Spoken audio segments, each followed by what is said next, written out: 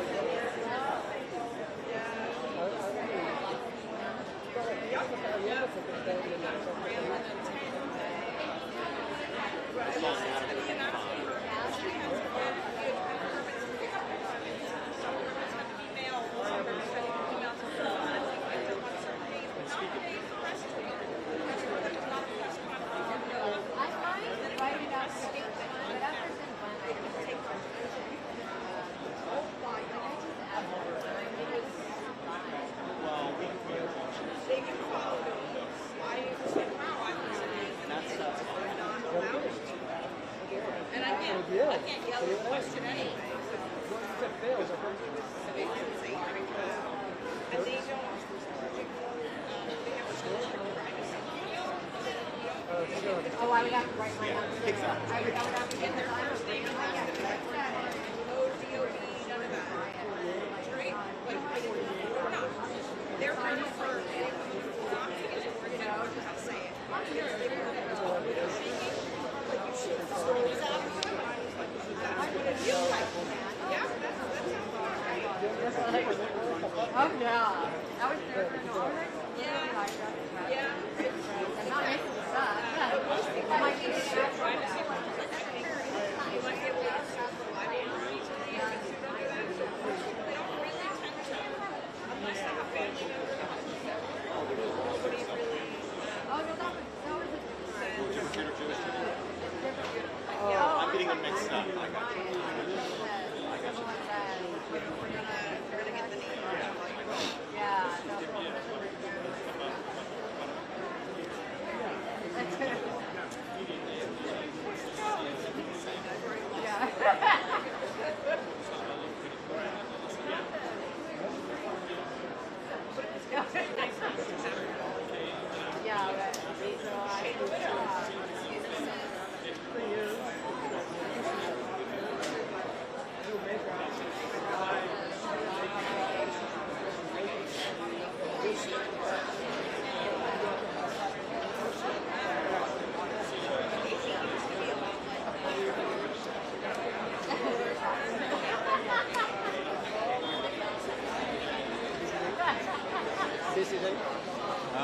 Yeah, I mean, very manageable.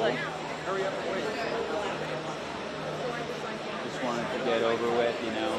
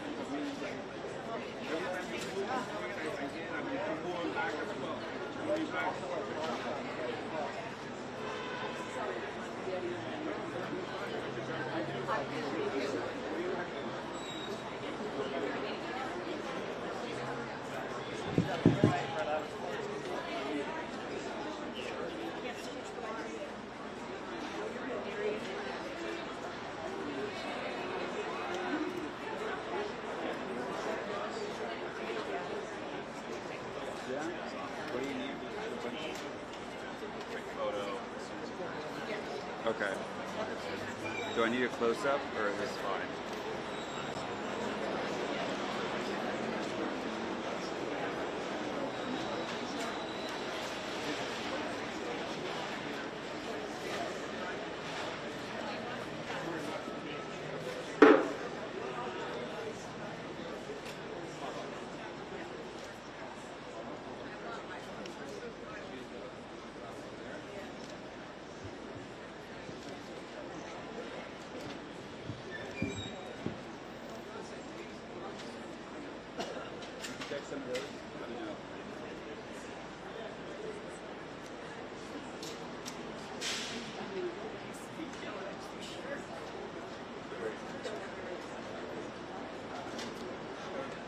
Good afternoon.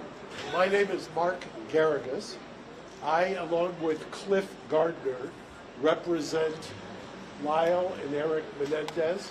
I also have here today Alex Kazarian, Satara Kassim is somewhere, and Tina Glamian, who have been working for the last 18 months in order to get a release for Lyle and Erik Menendez. A couple of weeks ago, and so that you understand the background of it, back in May, we filed a writ of habeas corpus. A judge in this courthouse, Judge William Ryan, issued what's called an informal request for a reply. That informal request for a reply was to ask the DA to respond to the allegations of new evidence. Part of the two prongs of new evidence were, number one, a letter that was found at Marta Cano's house that was a letter written by Erik fully 8 months before the killings to his cousin Andy. His cousin Andy testified at the trial. However, in the second trial was demeaned as making this up or was not true. this letter now shows or corroborates that Andy was telling the truth. The letter describes the abuse. The letter, I believe, was released, at least temporarily, by the DA's office, and anybody who wants it, we can release that as well. The other pillar of the writ of habeas corpus was a declaration by Roy Rosello. The declaration by Roy Rosello is incredibly important for a number of reasons. Number one, Roy Rosello, who was a member, or a then member of the band Menudo, was, and took great courage at Nuri's finding him and talking to him, to sign a declaration that said that he too was assaulted by the father, and not only assaulted, but it happened at the house. The reason that's important is that it corroborates what was testified to in trial number one, that it corroborates the fact that the safe place that Jose thought he had was in the house. It corroborates what the family members said was the very uncomfortable rule in that house, that you could not go down the hallway if Jose was with one of the boys. That was the ground upon which he prayed. We have those two items. Now, there is a separate track. About 3 months ago, we sent a petition, and mind you, the DA's office, there's been those who have said, well, this is election nearing, blah, blah, blah. We filed this, and the DA has been, Mr. Gascón's office, has been engaged with us productively, strongly, for well over a year. Joan, who you will hear from in about 5 minutes, we actually, because of her young age, turns 93 next month, we had what's a very rare thing done back in December, which is called a conditional examination. It's a deposition in a criminal case to preserve her testimony. She was there with her lawyer, Brian Friedman, who represents the family. And what we are also on a parallel track doing is asking, and have been asking, the DA to look at the work they have done and resentence them, to support the resentencing. Now, when I say the work they have done, Lyle and Erik have started, mind you, since 2005, up until the time that Judge Ryan issued the request for an informal reply, have had no hope of ever getting out. Since 2005, they had exhausted all legal remedies. They had resigned themselves to being in prison for the rest of their lives. You could take two tracks on that. You could either just become a hardcore, irreconcilable recidivist, or you could do what they've done, which is create programs, counsel people, develop amazing programs, mentoring people, go to college, get degrees. Lyle, in fact, graduated from the first ever class in June. I watched it, of a combination of UCI along with the Department of Corrections. The first class, Mr. Friedman and I were there, of 22 prisoners who got their BA degree while in prison. I know a bunch of them life without parole. So there is an idea that there is redemption. There is an idea with their Green Space project of rehabilitation. I will tell you, in over 40 years of doing this, I have never seen the amazing exemplary rehabilitation and mitigation evidence that we have now presented to the DA's office. We're going to hear from the family today briefly, and I will tell you, I'll give you kind of a coming attraction. I will start with Anna Maria. She will tell you exactly the genealogy. We have over 20 relatives, both Kitty and Jose's sides of the family. This is virtually unprecedented in my practice, and I would dare say it anywhere, that 20 family members on both sides, victims, constitutional victims under Marcy's law, are here to urge the DA to resentence. After they're finished speaking to you today, we will then Mr. Friedman will take them across the streets of the Hall of Justice, and they will go through what Gascón does in resentencing, and they will meet with the resentencing unit. They will, under the California Constitution, Marcy's Law, they will voice their opinion on why they believe it's time that these gentlemen come home. That they've spent over 35 years, and I've said it once, I've said it twice, if they were the Menendez sisters, they would not be in custody. We have evolved, it's time, and without further ado, I'm going to introduce Anna Maria, who's going to come up and speak. Good afternoon, everyone. Buenas tardes. My name is Ana Maria Baralt. I am the niece of Jose Menendez. I stand before you today not just as a member of the Menendez family, but as someone who believes in truth, justice, and healing. Before I get started, I just want to say that I know this is an election season, but for us, this is not a political issue. This is about truth, justice, and healing. On behalf of our whole family, it is my honor to formally introduce our new coalition, Justice for Erik and Lyle.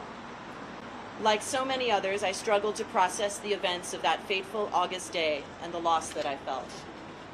Over time, it became clear that there were two other victims there on that day, my cousins Lyle and Erik. Lyle and Erik would continue to be victimized. They would be victims of a system that wouldn't hear them. And they would be victims of a culture that was not ready to listen. They would be mocked. They would be called cold-blooded killers, left to rot in jail and denied any hope of redemption. If Lyle and Erik's case were heard today, with the understanding we now have about abuse and PTSD, there is no doubt in my mind that their sentencing would have been very different. And yet, despite their circumstances, they have chosen a life of light. Without hope of release, they persevered. They have sought to better themselves and serve as a support and inspiration for survivors all over the world. Their continued incarceration serves no rehabilitative purpose. It's time to recognize the injustice they've suffered and allow them the second chance they deserve. Now here we are, both sides of the family united, sharing a new bond of hope. Hope that with the re-examination of their case, a new outcome will be reached. Hope that this 34-year nightmare will end and that we will be reunited as a family.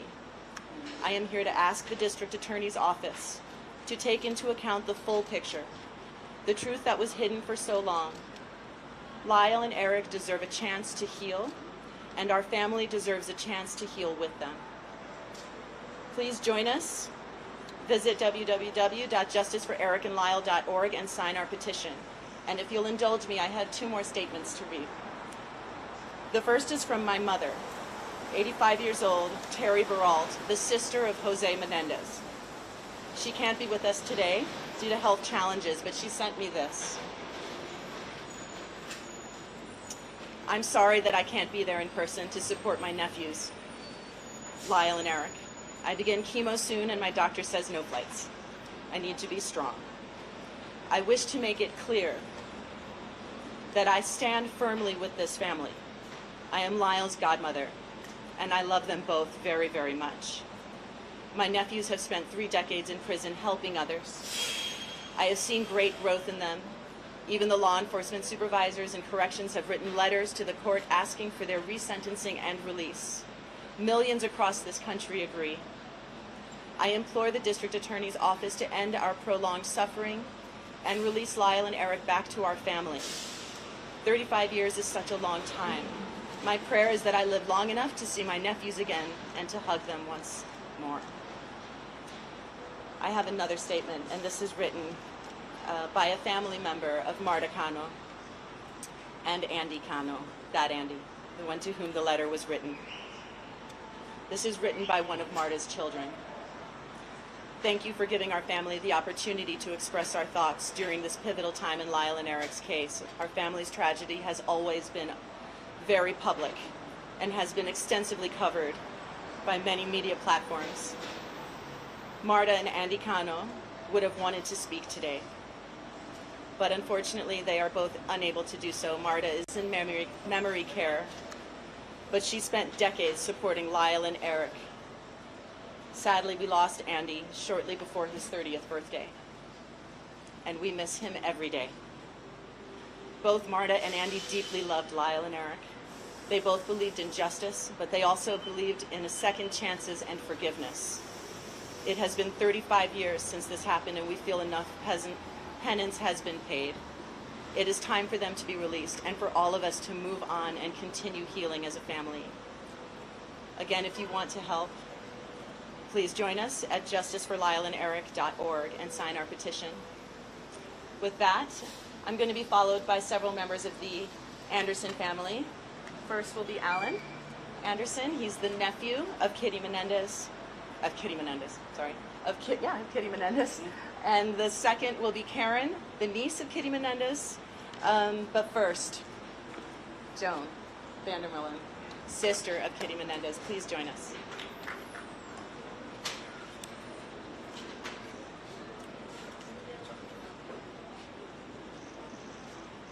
Two soldiers, thank you.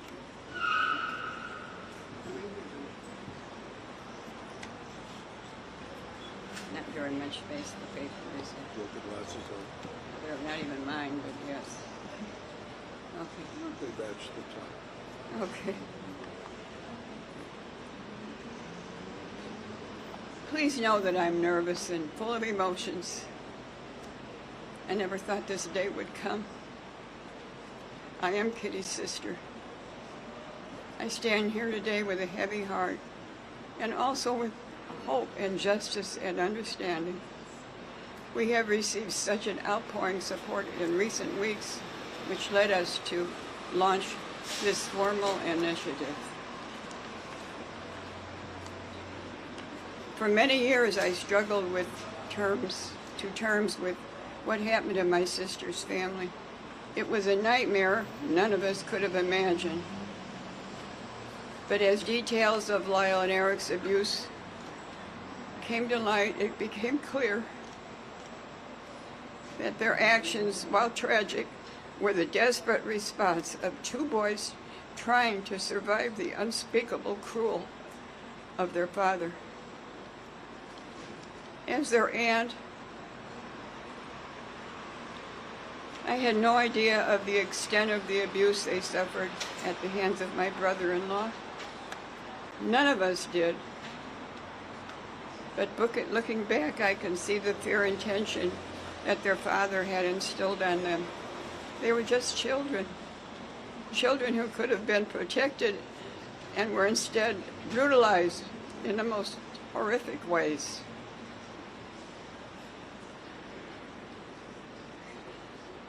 The truth is, Lyle and Erik were failed by the very people who should have protected them, by their parents, by the system, by society at large.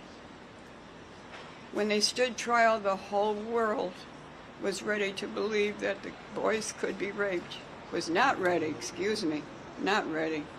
The whole world was not ready to believe boys could be raped, or that young men could be victims of sexual violence. Today we know better. We know that abuse has long-lasting effects, and victims of trauma sometimes act in ways that are very difficult to understand.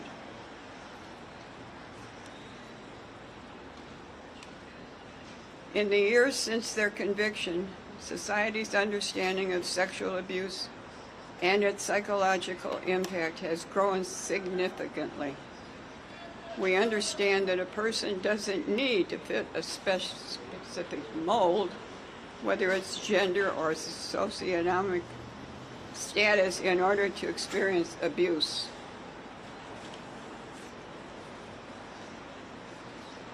In their case, if it were tried today, the evidence of their father's abuse would not only be admitted in court, it would provide essential context for why they acted as they did. No jury today would issue such a harsh sentence without taking their trauma into account. Lyle and Erik have already paid a heavy price, discarded by a system that failed to recognize their pain. They have grown, they have changed, and they have become better men despite everything that they've been through. It's time to give them the opportunity to live the rest of their lives free from the shadow of their past. While I recognize it is election season, this isn't about us or about the politics. It's about finding the truth, delivering justice, creating space for healing. I want to thank everyone who has reached out to our family in recent days and weeks, asking how they can help. Today we have an answer. Please sign our petition at www.justiceforericandlyle.org and urge the district attorney's office, no matter who holds the DA position, to consider all the evidence, both old and new, and to bring together justice for the family. And thank you very much for listening to me. I'm sorry I'm so nervous, I can't help it.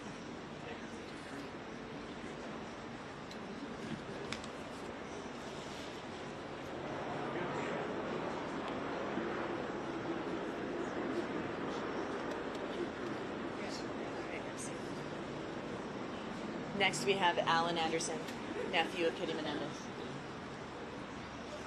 Hello, and thank you everybody for being here. Hello, my name is Brian A. Anderson Jr. I am the Kitty of Menendez.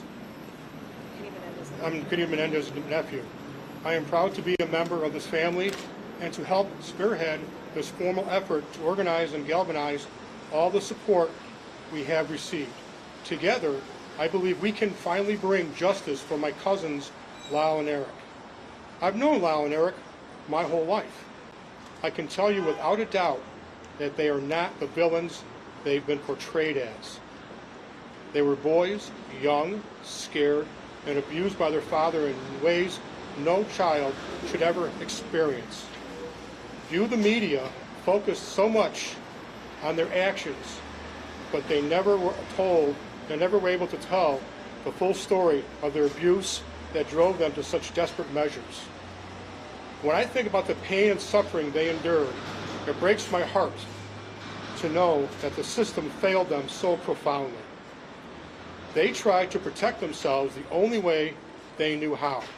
But instead of being seen as victims, they were vilified. Their father's abuse was dismissed, their trauma ignored, and their truth mocked by millions. Today, we know that trauma can lead to actions that, while difficult to understand, are rooted in survival. Lyle and Eric acted out of fear, but the jury never heard the full story. If their trial were held today, their father's abuse would be front and center in their defense, and I believe the outcome would be very different. Lyle and Eric are not the same people they were 35 years ago. They've shown that they are more than their past. They are survivors and deserve a chance to rebuild their lives. They are no longer a threat to society. Please do not misconstrue this to be political. Justice should prevail and transcend politics. I am asking the district attorney's office, regardless of who the DA is or becomes, to reconsider their case with the knowledge we now have about their abuse. Lyle and Eric deserve a second chance to heal, a chance to be free, and to live the rest of their lives without the shadow of their past hanging over them. I firmly believe that if they were to come to my house, knock on my door, I would answer that door, I would welcome them in with huge hugs, my wife would make them a dinner, and I'd give them a pillow and a place to sleep. Thank you for being here today, supporting Justice for Lyle and Eric. Please go to our website, learn the truth about their story, and sign our petition. Thank you.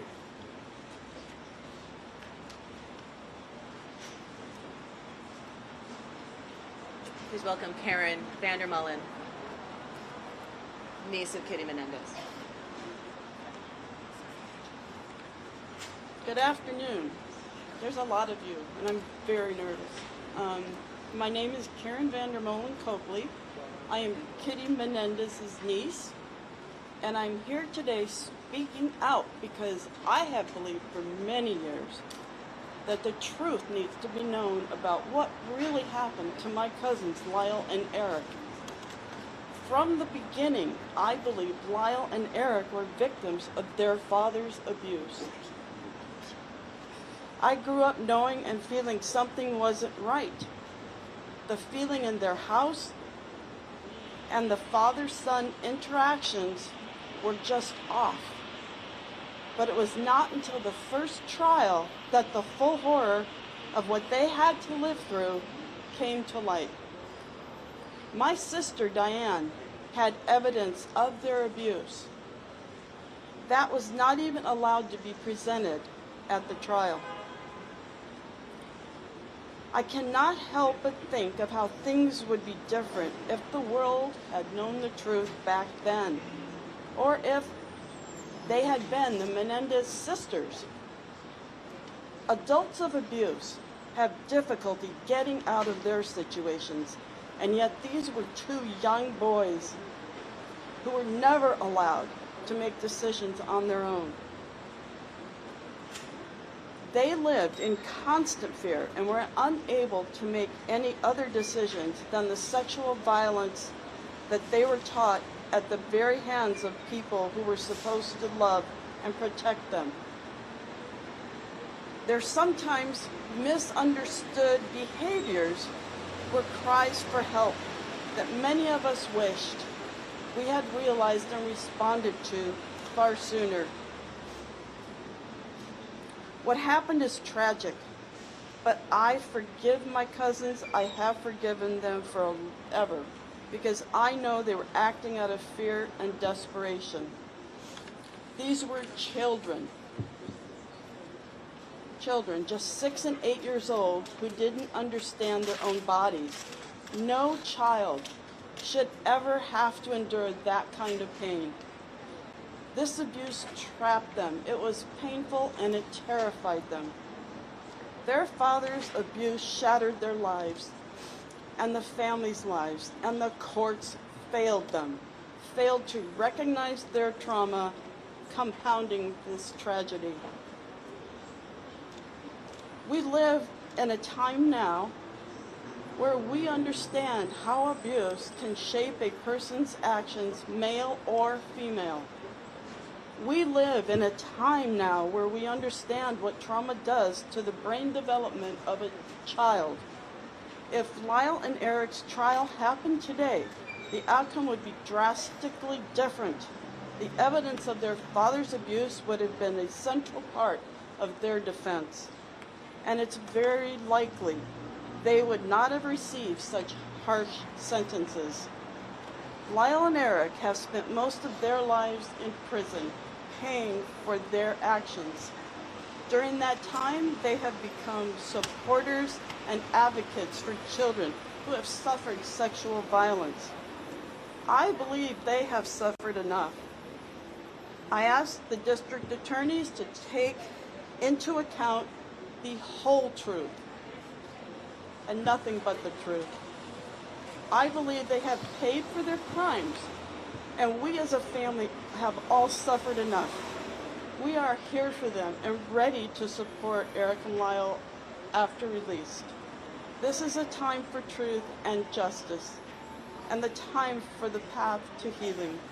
It is time for Erik and Lyle to come home. We are here for them. Please visit our website and sign our petition. We would love nothing more than for our mom to be able to wrap her arms around Erik and Lyle outside prison walls before she is unable to do so. Thank you. Thank you all.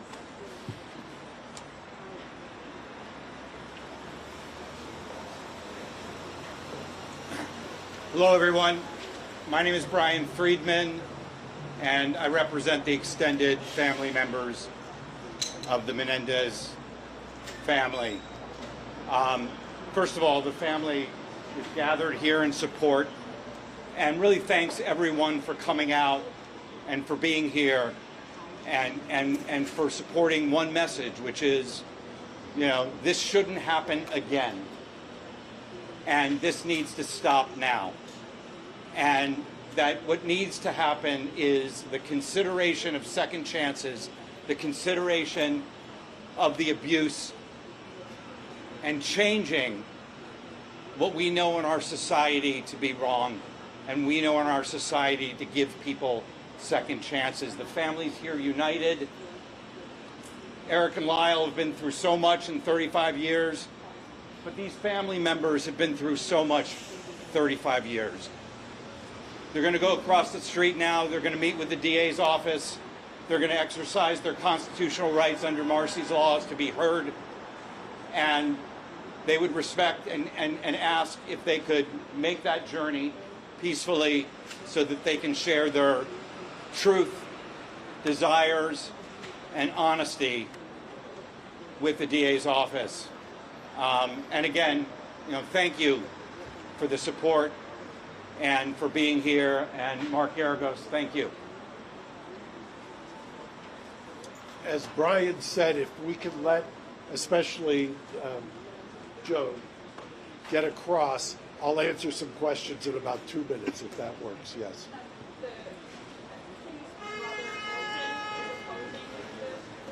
Yeah, I'll speak to that in just 1 minute. If you wait just 2 minutes, we have stuff to talk about there. Unless you want to say something about that.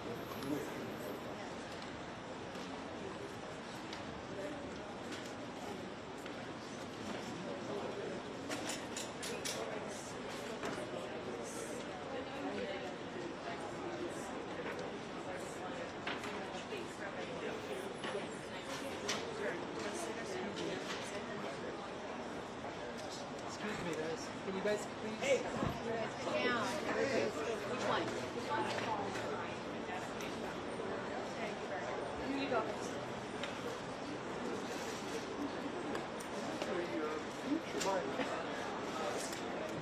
God, I never do this again. Yeah, give me 3 minutes. Just let me get Joan situated.